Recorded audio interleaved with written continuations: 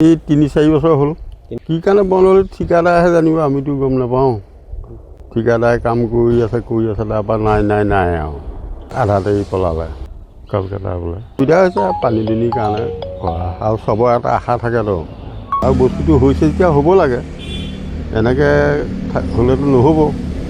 গতিকে ঠিকাদাৰৰ ওপৰত চৰকাৰে কি সিদ্ধান্ত লয়, চৰকাৰে কথাটোৰ ওপৰত গুৰুত্ব দিবৰ কাৰণে মই অনুৰোধ জনালোঁ। চৰকাৰী ধনৰ মানে কোনো শুদ্ধ কামত খটা নাই, হাবিয়ে জংঘলে বেৰি ধৰিলে, আৰু গতিকে চৰকাৰে সেইটো গুৰুত্ব সহকাৰে কামটো আৰম্ভ কৰালে ভাল হয়। আৰু ওচৰে পাঁজৰে যিবিলাক গাঁও আছিলে সেইবিলাক গাঁৱত এতিয়া পানী ৰাইজে পাই আছে আৰু এইটো চলি আছে, কিন্তু আমাৰ এইটো কি কাৰণে নহ'ল আমি এতিয়া কথাটো একো ধৰিব পৰা নাই। ঠিকাদাৰে আধাতে কাম এৰি গুচি গ'ল। চৰকাৰক আহ্বান জনাইছোঁ, চৰকাৰে গুৰুত্ব সহকাৰে যদি কামটো আৰম্ভ কৰি ৰাইজে পানী খাবৰ কাৰণে সুবিধা কৰি দিয়ে, সেইটোৱে চৰকাৰৰ কাৰণে আহ্বান থাকিলে আৰু।